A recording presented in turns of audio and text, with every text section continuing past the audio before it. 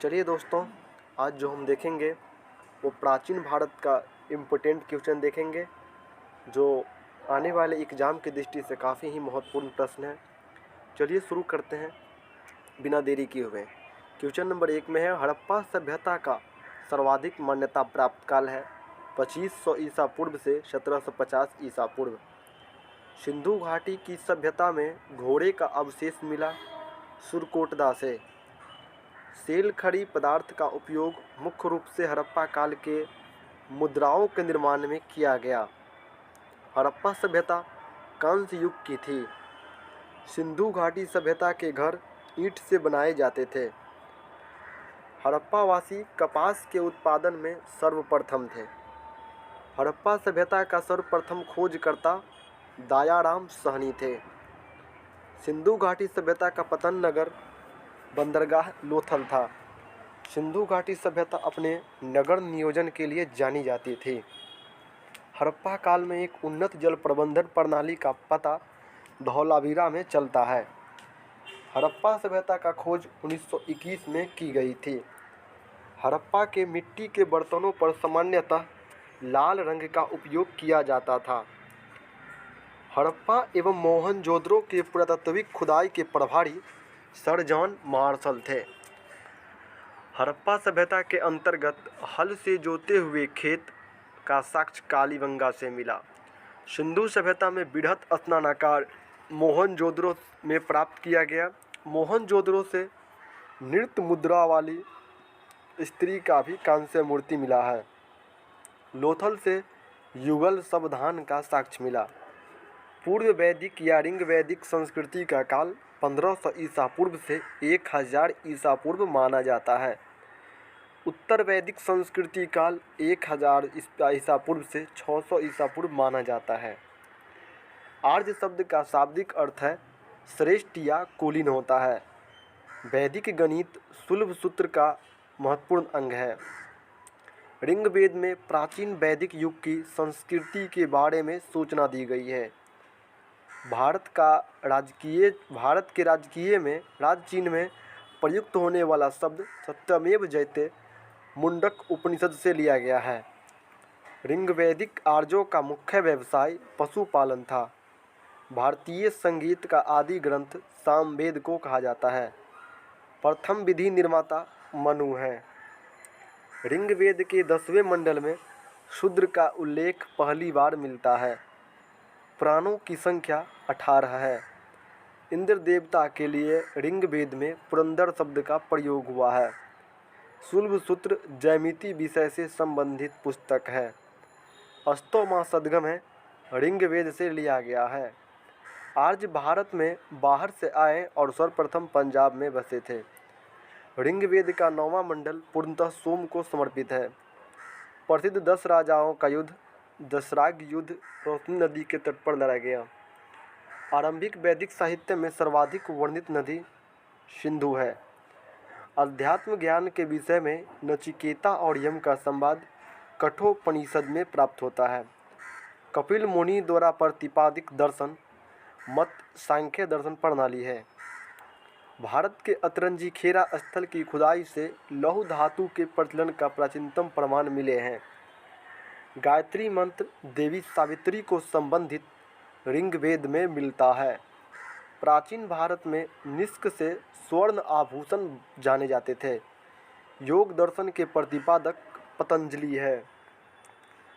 चरक संहिता नामक पुस्तक चिकित्सा विषय से संबंधित है।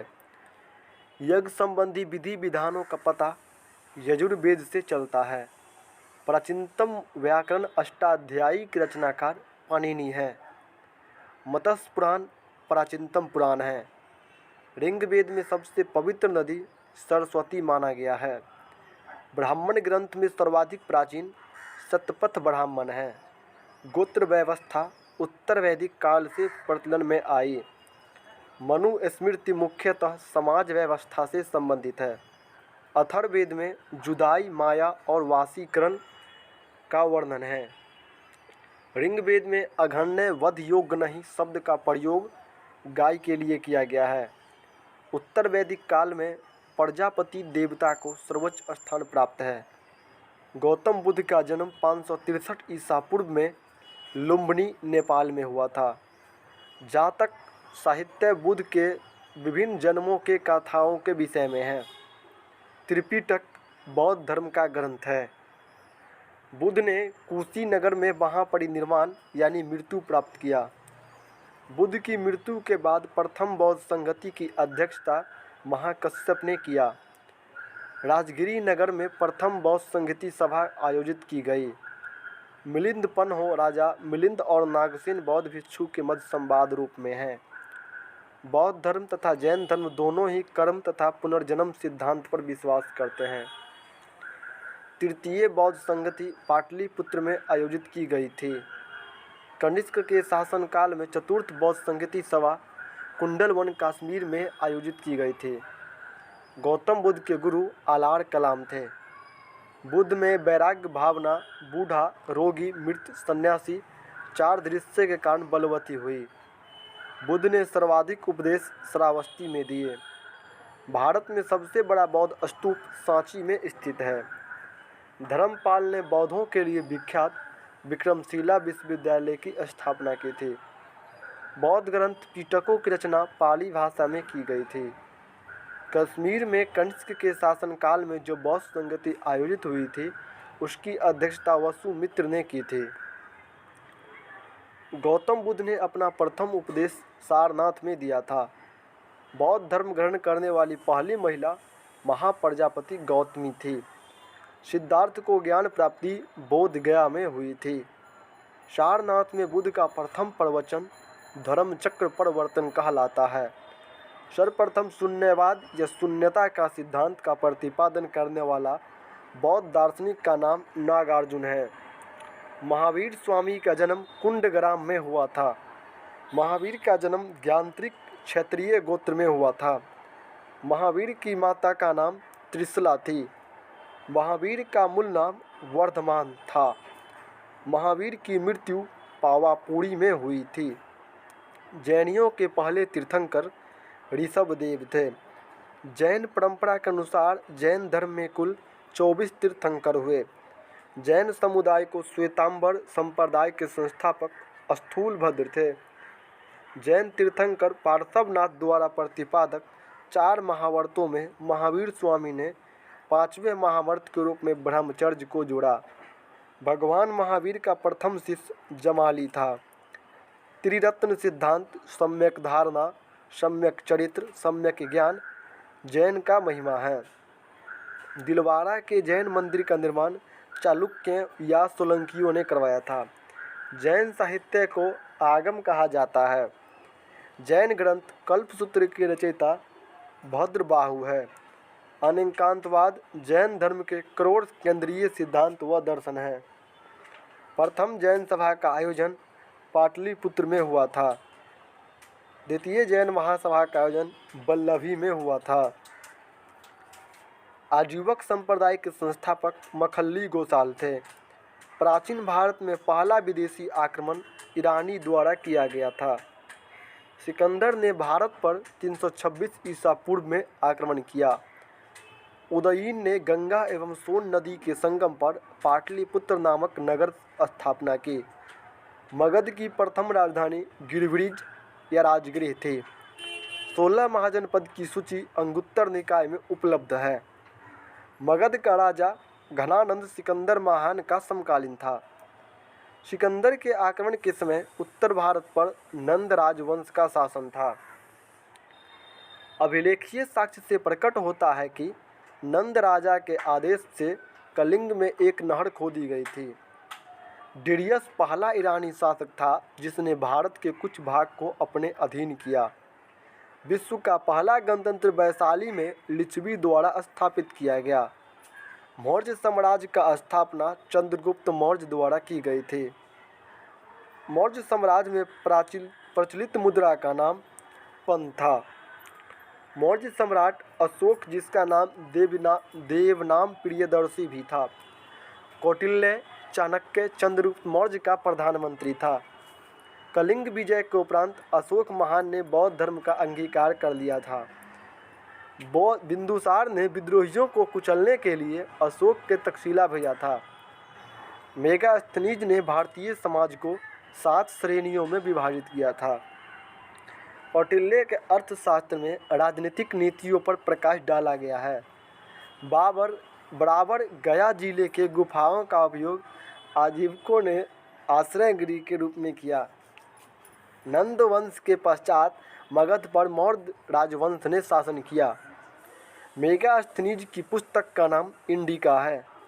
इंडिका में पाटलिपुत्र के प्रशासन का वर्णन उपलब्ध है। अशोक के शिलालेख को पढ़ने वाला प्रथम अंग्रेज जेम्स प्रिंसेप था।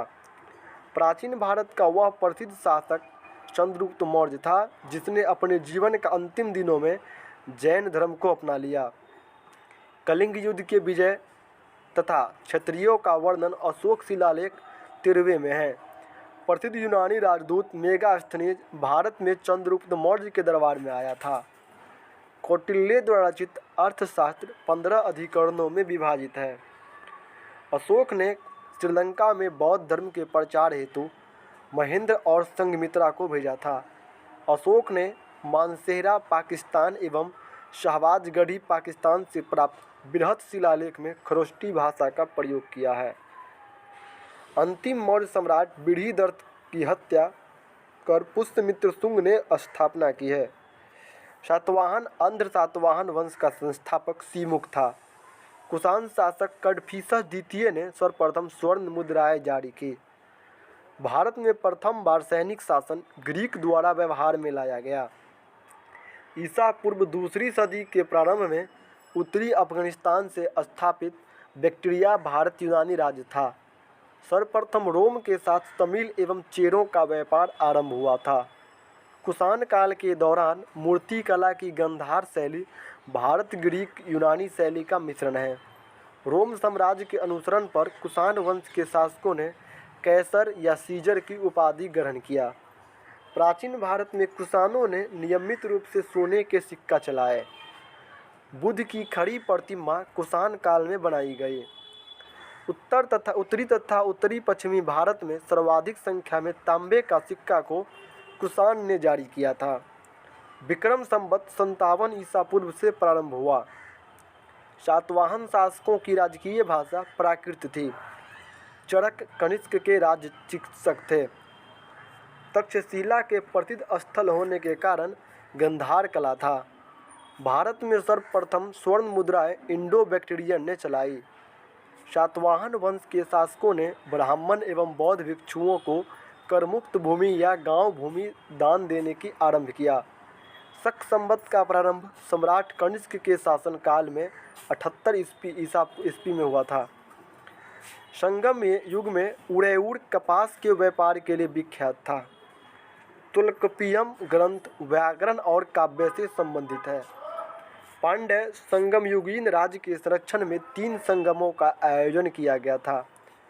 लाल चेर के नाम से प्रसिद्ध चेर शासक सेनगुट्टम जिसने कनग्गी पत्नी के मंदिर का निर्माण करवाया था। तमिल शासक के शिल्पाधिक्रम और मणिमेकलाई नामक गौरव ग्रंथ हिंदू से संबंधित है। तल्कोपियम संगम युगीन व्याकरण की रचना सर्वाधिक महत्वपूर्ण रचना मानी गई है। चोल काल में सूती वस्त्र उद्योग का प्रमुख केंद्र उड़ैउर था। गुप्त वंश का संस्थापक श्रीगुप्त था। गुप्त शासन के दौरान आर्यभट्ट ऐसा व्यक्ति था जो एक महान खगोलज्ञ और गणितज्ञ भी था। इतिहासकार V.A. स्मिथ ने समुद्रगुप्त को विजयों से प्रभावित होकर उसे भारत का नेपोलियन कहकर पुकारा। गुप्त वंश के राजा स्कंदगुप्त ने हुनों को भारत पर आक्रमण करने से रोका। कवि कालिदास चंद्रगुप्त द्वितीय को विक्रमादित्य राजकवि थे। अजंता चित्रकारी के विषय वस्तु बौद्ध धर्म से संबंधित है। एरन अभिलेख का संबंध भानुगुप्त से है। फरहान चंद्रगुप्त द्वितीय के शासनकाल में भारत आया था। गुप्त काल को भारतीय संस्कृति का स्वर्ण युग कहा जाता है। गुप्त काल शासक समुद्रगुप्त को कविराज कहा गया। धन्वंतरी चंद्रगुप्त विक्रमादित्य के राज दरबार के नवरत्न में से एक था जो कि प्रसिद्ध चिकित्सक था। गुप्त स्थापत्य कला का सर्वोत्कृष्ट मंदिर देवगढ़ का दशावतार मंदिर है। गुप्त संवत 319 से 20 को प्रारंभ करने का श्रेय चंद्रगुप्त प्रथम को जाता है। दिल्ली के मेहरौली के कुव्वत उल इस्लाम मस्जिद के प्रांगण में स्थित प्रसिद्ध लौह स्तंभ चंद्रगुप्त की स्मृति है। कालिदास द्वारा रचित मालवाग्नित्रम नाटक का नायक अग्निमित्र था। समुद्रगुप्त की सैनिक उपलब्धियों का वर्णन प्रयाग अभिलेख में किया गया है। सती प्रथा का पहला उल्लेख एरन अभिलेख से मिलता है। गुप्त राजा चंद्रगुप्त द्वितीय ने विक्रमादित्य की पदवी ग्रहण की। आर्यभट्ट प्रथम भारतीय विद्वान था जिसने गणित का एक पृथक विषय के रूप में स्थापित किया। तांबा का सिक्का जारी करने वाला पहला गुप्त शासक समुद्रगुप्त था।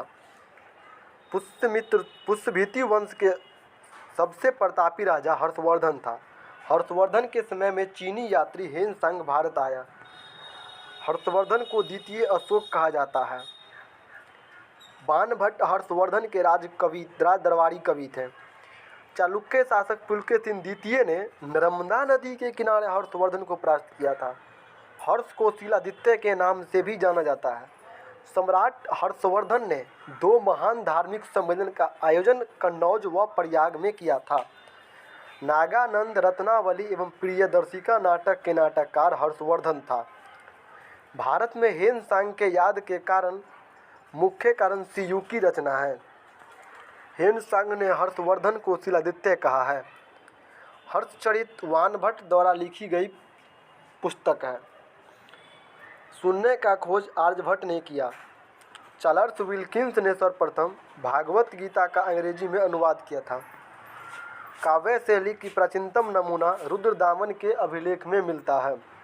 चलिए आज की क्लास यहीं समाप्ति करते हैं। मिलते हैं अगली वीडियो में। अगर चैनल पे नए हैं तो सब्सक्राइब जरूर कर दीजिएगा, शेयर जरूर कीजिएगा, लाइक जरूर कीजिएगा। धन्यवाद। जय हिंद, जय भारत।